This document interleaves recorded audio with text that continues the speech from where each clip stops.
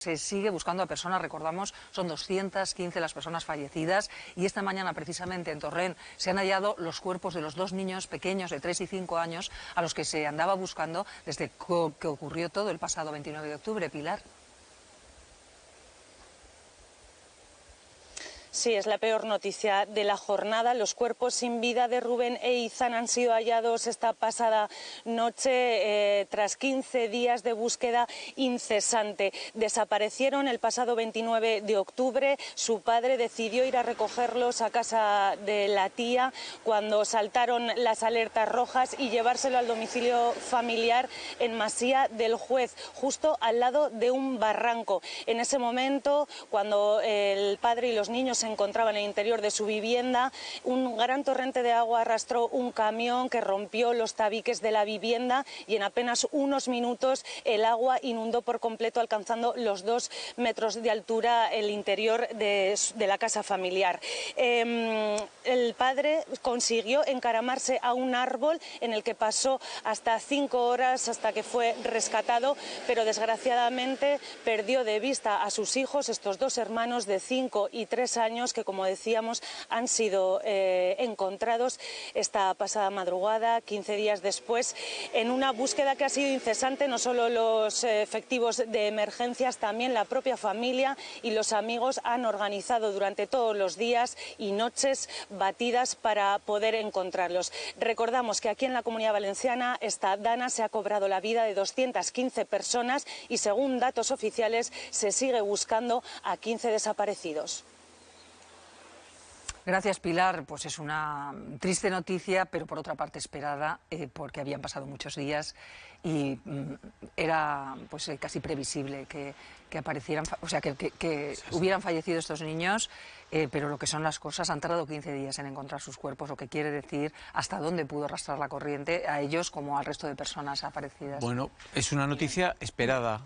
Lo que ocurre es que cuando le pones los nombres y las edades y el relato que nos hace nuestra compañera, tiene que ser muy duro para el padre tomar la decisión de ir a la casa familiar en vez de la casa de la tía.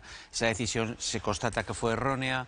La impotencia entre un camión que te rompe un tabique de tu casa y que permite que entre el agua, tú encaramarte 5 horas a un árbol y esperar y ver cómo tus hijos se pierden sin saber por dónde van a aparecer.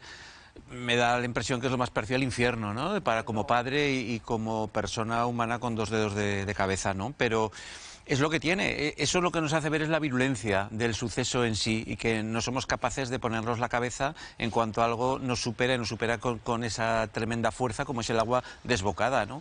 Claro, ahora estos son los últimos coletazos. Ya realmente, afortunadamente, de aquellos números de la primera noche que se hablaban de desaparecidos, recuerdo que empezamos a hablar de 5.000, que era un escándalo y vamos, no nos hacíamos ni dimensión de lo que podía ser esto.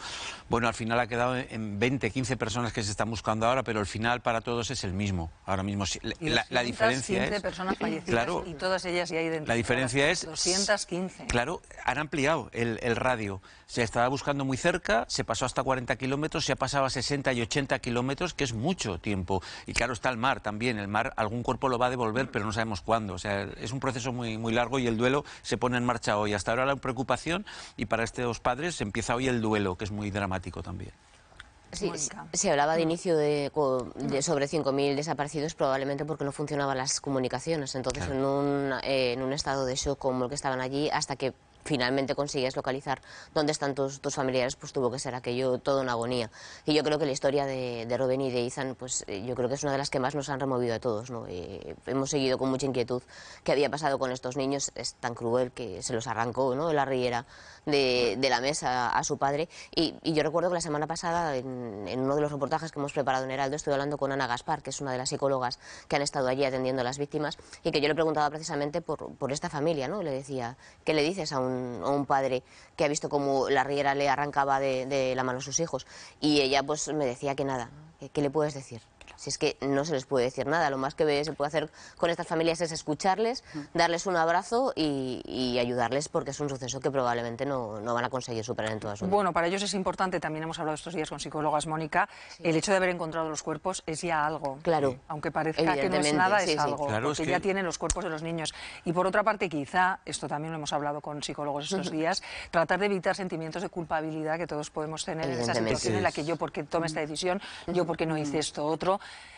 que es inevitable, que es humano, pero que hay que ayudar también en ese camino, entiendo, a unos padres ya destrozados a que no tengan además ese peso de la culpabilidad. ¿Isabel? Sí, me parece que es un dolor indescriptible, la verdad, y sobre todo también el relato que nos hacía, ¿no?, la compañera Pilar, ¿no?, de todo cómo fue el asunto. Claro, siempre pensamos, cuando ocurre una cosa, siempre pensamos que lo que no hicimos hubiera sido mejor. Y esto no es siempre, no tiene por qué. Siempre pensamos que si hubiéramos hecho esto, pues hubieran ocurrido las cosas de otra manera. Es que igual hubieran sido todavía peor, ¿no? Entonces, bueno, pues hay que empezar. Yo creo que ahora empieza un poco el duelo de diferente manera, porque ya se termina la incertidumbre que tenían de dónde podían estar o cómo podían estar. Y esto, desde luego, no es consuelo en absoluto, pero un poco empieza ya termina la incertidumbre y empieza el proceso de duelo, ¿no?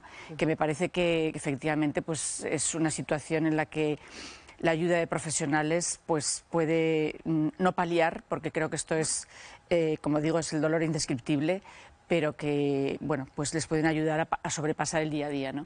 Siempre tenemos que pensar esto, ¿no?, que lo que no hicimos hubiera sido mejor o quizás hubiera sido peor. Entonces, creo que bueno, hombre, les faltó información, hay que pensar en eso. Les faltó una información clave, y es que sabiendo lo que pasaba, si tú sabes que tu vivienda está al lado de un barranco, evidentemente no te trasladas allí. Entonces, pero también... las cosas a posteriori siempre son más fáciles pero bueno, de enfocar, tenemos ¿no?, que aprender también de estos errores, ¿eh? Sí, pero yo creo que una cosa es lo que hicieron ellos en la medida de sus posibilidades, y otra cosa es cómo se ha gestionado todo. Claro. Es otra parcela en la que hay que ahondar. Al final es lo que te está enredando claro, todo. está íntimamente relacionado, porque si hubiera tenido información antes, quizás hubieran salvado. Sí, pero mira, relacionando las dos intervenciones, la de Mónica y la de Isabel, es como las colas de los hipermercados. Te pones en una cola y siempre la de al lado va más rápida y dices, me voy a esta, ¿no? Y luego cuando llega resulta que la cajera es más lenta.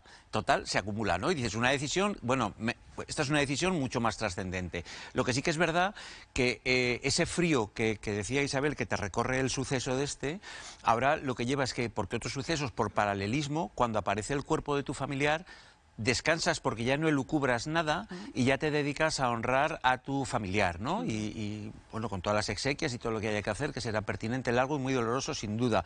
Pero desde luego ya tienes un sitio fehaciente al que referenciarte. Ya no desaparecen de tu cabeza todos los miedos de dónde estará, qué rumbo habrá llevado ese cuerpo pequeñito. Es que si le empezamos a poner calificativos se nos va de las manos, y al final los psicólogos tienen que ser especialmente empáticos, pero muy fortalecidos en su cabeza para no caer en el desánimo de estos padres, por ejemplo, ¿no? Que es fácil hacer grupo con ellos y decir, claro, el dolor es indescriptible, porque además es un frío que te atenaza, y que los padres en este caso necesitan vías, herramientas para poder subsanar ese frío, como decimos, que te inmovilizan.